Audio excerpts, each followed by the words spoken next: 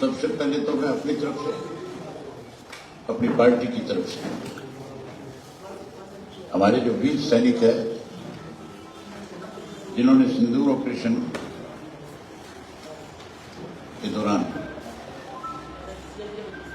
पहलगाम के आतंकवाद में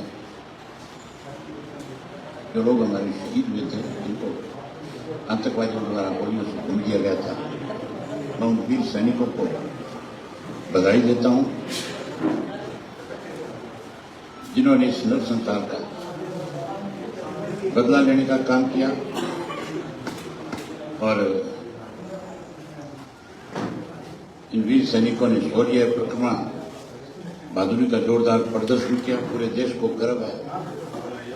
हम भी अपनी तरफ से इनको बहुत बहुत बधाई देते हैं और उसके साथ साथ मैं पार्टी के उन सभी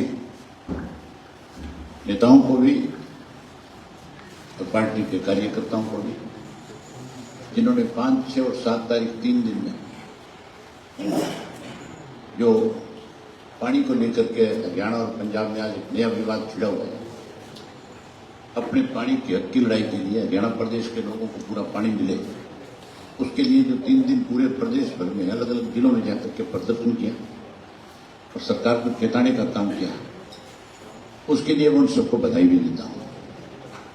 बड़ी हैरानी की बात है, सरकार की तरफ से सर्वदलीय बैठक बुलाई गई और उस बैठक के अंदर सरकार की तरफ से मुख्यमंत्री ने बारी बारी ये कहा कि हमारा अधिकार, हम इसको लेकर के रहेंगे, हमें इसके लिए तो कोई भी बड़ा फैसला करना पड़ेगा, लेकिन क्योंकि कमजोर लोगों की सरकार है और कमजोर लोग कभी भी कोई बड़ा फैसला नहीं ले सकते।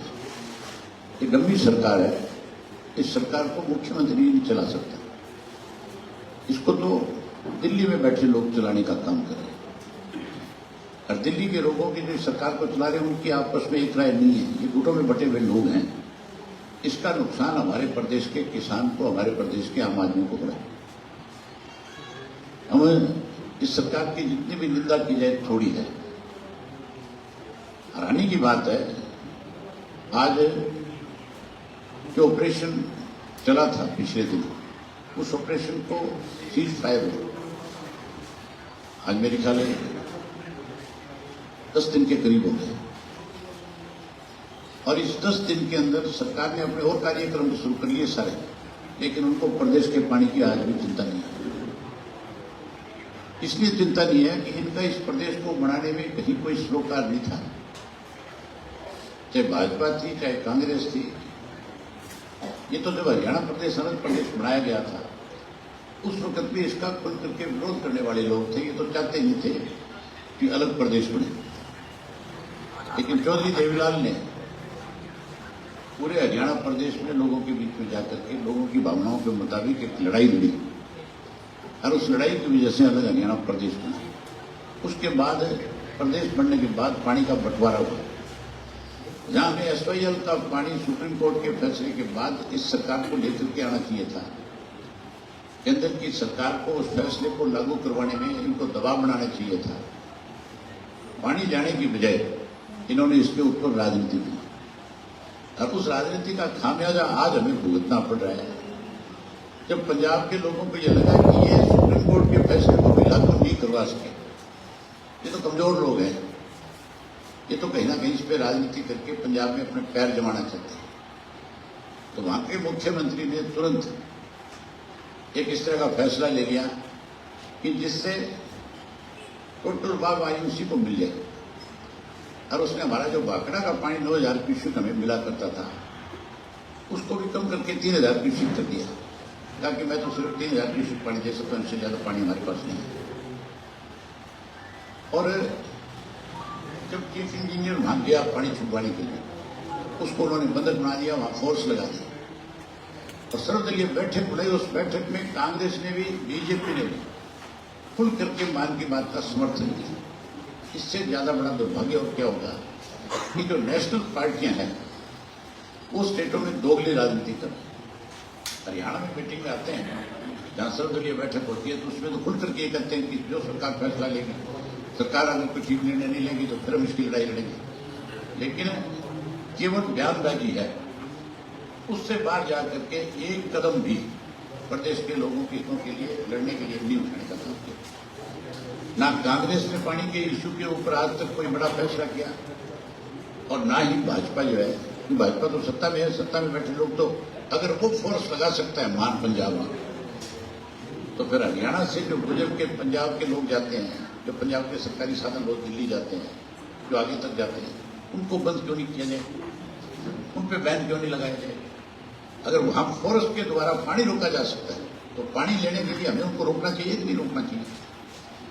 हमने आज अपनी बैठक करी है, और इस बैठक में क्योंकि हमने पोस्टपोन इसलिए किया था कि बीच में जो सिंदूर ऑपरेशन था उसको देखते हुए, क्योंकि वो देश का इशू था, हमारे लिए वो ज्यादा महत्वपूर्ण था, इसलिए हमने इस सारे मामले को स्लो किया और इस चीज का इंतजार किया कि पहले हमारे वीर सैनिक जिस काम के लिए आज आगे बढ़ो उसमें बड़ी जीत हासिल करके आए, ताकि देश के लोगों का विश्वास और बड़े उनके प्रति।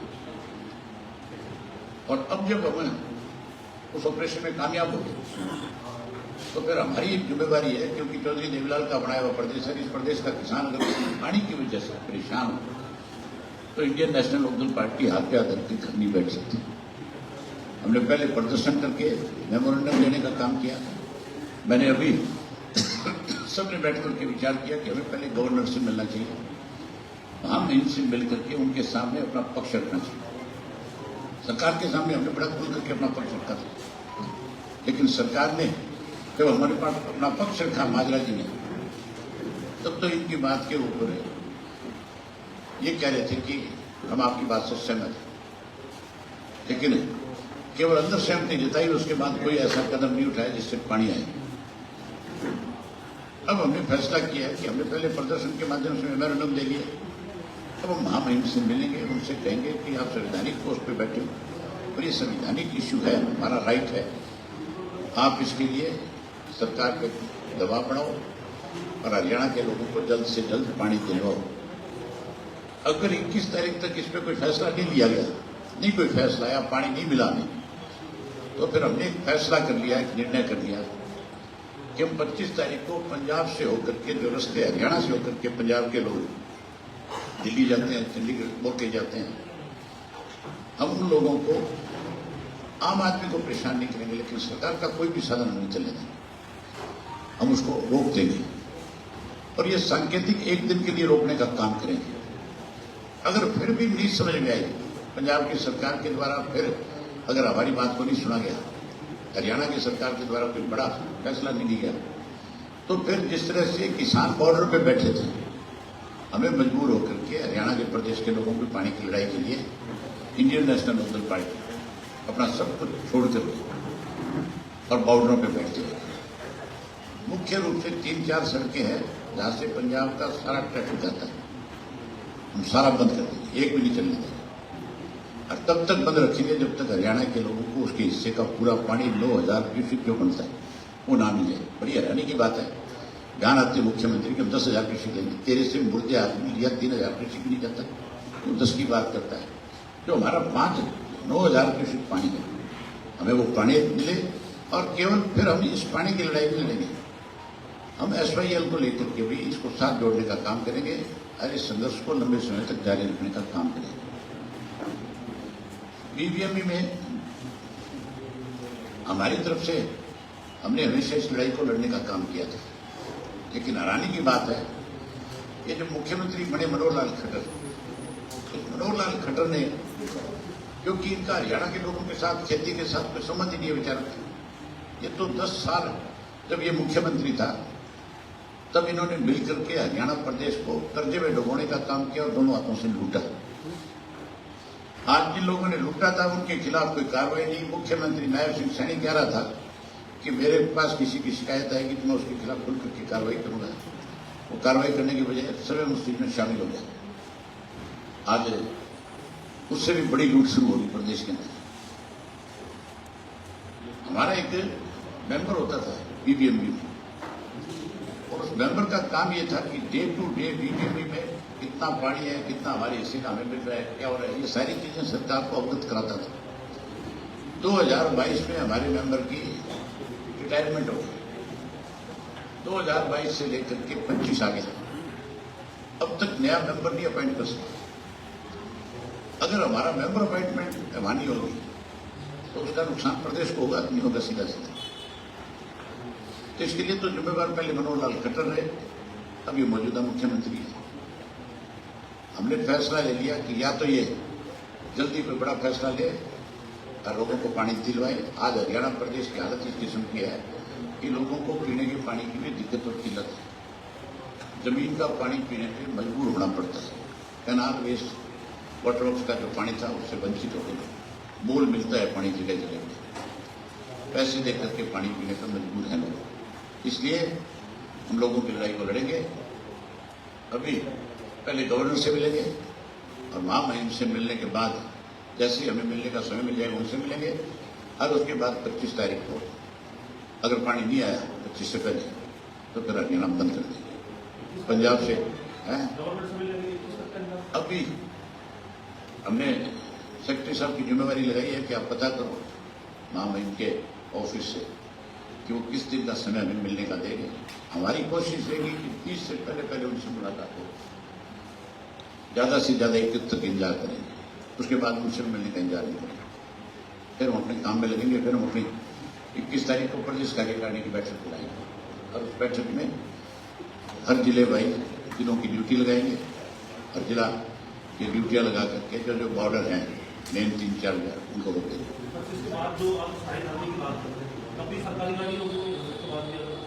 जरूरत पड़ी तो पंजाब से कोई भी साधन नहीं जाने देंगे। हमारा पानी अगर रोक सकते हैं तो फिर हम किसी रास्ते नहीं रोक सकते। झगड़े वाली स्थिति जिसने पैदा करी है जिम्मेवार कौन है? इसके लिए पंजाब की सरकार जिम्मेवार है। पंजाब की सरकार के साथ पंजाब के सारे राजनीतिक दल जिम्मेवार हैं जिन लोगों ने उस सर्वदलीय बैठक में मुख्यमंत्री की बात का समर्थन किया। अगर वो झगड़े को उतारू हो गए तो हमें उनकी भाषा ही बोलनी पड़ेगी। अगर उनकी भाषा नहीं बोलेंगे तो उनकी समझ में कैसे आएगा? फिर तो वो ये कहते हैं कि हरियाणा हमारा छोटा भाई है और जब मर्जी आके हरियाणा की गलबंद पकड़ के खड़े जाए। हम भी शांतिपूर्वक चलाने का काम करेंगे, लेकिन अपने अधिकार के लिए शांतिपूर्वक तरीके से आंदोलन चलाएंगे। अगर हमें कोई मजबूर करेगा तो फिर देखेंगे।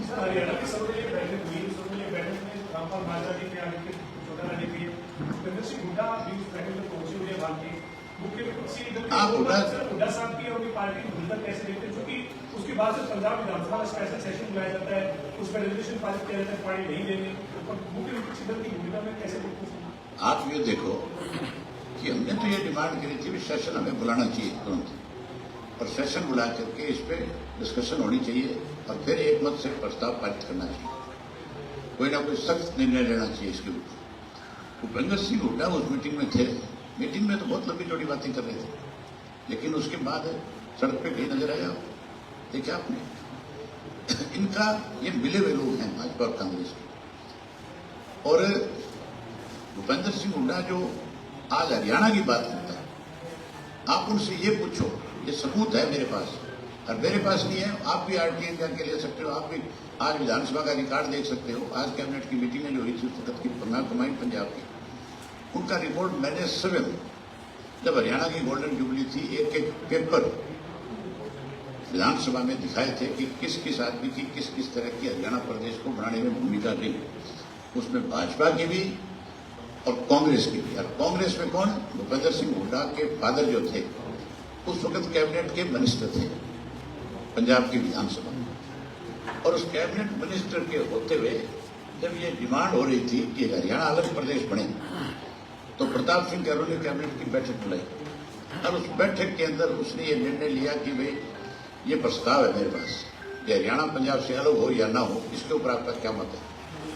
उनकी कैबिनेट का ये फैसला था कि हरियाणा पंजाब से अलग नहीं होना चाहिए और उसमें भूपेंद्र सिंह हुड्डा के पिताश्री के दस्तखत हैं। ये तो हरियाणा ही अलग नहीं बनाना चाहते थे, ये तो केवल झूठ और लूट की राजनीति करते हैं, मिलकर के इस प्रदेश को खत्म करना चाहते हैं। पूछो उससे हुड्डा से, मैं आपको पेपर दे दूंगा, मेरे से ले लेना, आपके पास ना है। और उनकी बात जब हुड्डा के साथ हुई जब आए चंडीगढ़ में, जब वो आपको बुलाए प्रेस कॉन्फ्रेंस करे तो उनको दिखा दो कि ये रिकॉर्ड में है। आप कैसे डिनाई कर सकते हो इसको? ना ये डिनाई कर सकते, ना आरएसएस डिनाई कर सकती। उस वक्त की जो संघ थी, जब हरियाणा भारत प्रदेश बना था, जब बीजेपी नहीं थी, संघ पार्टी होती थी बीजेपी, जनसंघ। अब उस जनसंघ के 2 मेंबर थे लोकसभा में। उन दोनों मेंबर में से एक मेंबर ने तो लोकसभा के अंदर जेब में दिया डाल के लेकर के गया था और बाती लेके गया था।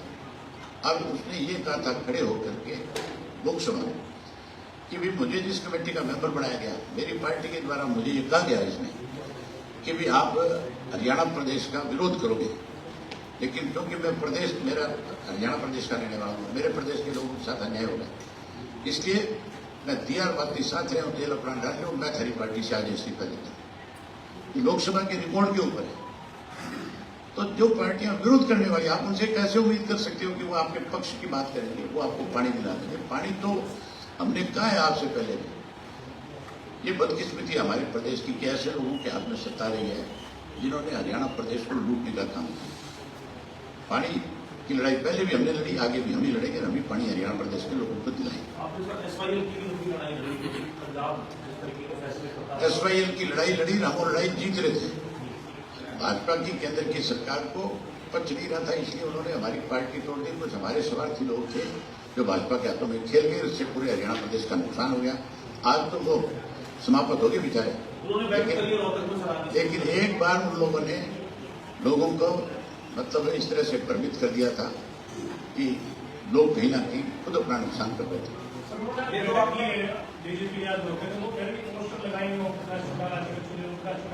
पोस्टर लगाओ, मेरे पैर में जूता है। चौधरी ओम प्रकाश चौटाला कब पोस्टर अगर वो लगाएंगे तो मेरे पैर में जूत आता है, ठीक है ना? चौधरी ओम प्रकाश चौटाला ने जब वो गए थे उससे पहले बड़ा खुल करके उनके बारे में कह के गए थे कि हमारे गद्दार हैं, और हमारा गद्दार कोई हमारा पोस्टर कैसे लगा सकता है? आपका विरोध है सर, कोई भी राजनीतिक पार्टी आपको कहते रहे, कोई राजनीतिक पार्टी समाजिक वोट लगाते तो अच्छी बात है। राजनीतिक पार्टियां लगाया करती, राजनीतिक पार्टी थोड़ी लुटेरों का गिरोह है। चलो कोई काम की बात करो, छोड़ो। आपको और कोई काम मिलता है कि दे कर उनका नाम लिखना शुरू कर देते हैं।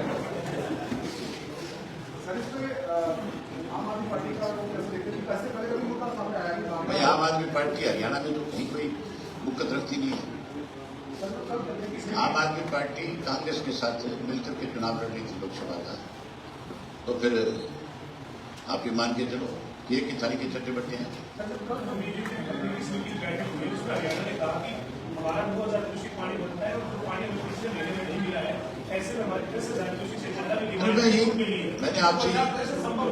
मैंने आपसे यही बात की थी कि 2000 जो हमारा पड़ता है वो तो ले नहीं पा रहे आप 10 की डिमांड कैसे कर सकते हो? आप डिमांड 10 की कैसे कर सकते हो? आपकी औकात नहीं अपने हिस्से का पानी लेने की, आप फालतू की बात कर रहे हो। आज हमारी सरकार होती तो मान लो नाक रगड़ करके और पानी चलाता है, ये कैसे रोक सकते हैं हमारा पानी? भाई पर कैप्टन करने वाले हैं। इससे ज्यादा सुनने तो क्या होगी? एसवाईएल का पानी आज हमें नहीं मिल रहा, तो उसके लिए सबसे बड़ी जिम्मेवार केंद्र की सरकार है, प्रदेश की सरकार, बीजेपी जिम्मेवार है, कांग्रेस उससे बड़ी जिम्मेवार है। केंद्र में हमारे जो एमपी जीत करके गए हैं कांग्रेस के, उनमें से किसी ने आज तक एसवाईएल का जिक्र किया? एक बार भी किया? तो फिर आप क्या उम्मीद कर रहा है? अब 5 मेंबर थे, 5 में से 4 करके मिलते हैं, एक मेंबर को मेंबर ही नहीं मानते, तो आपस में लड़ रहे हैं। इनको हरियाणा से क्या सरकार? और क्या बुलाता हूँ आपको, बहुत धन्यवाद आपका।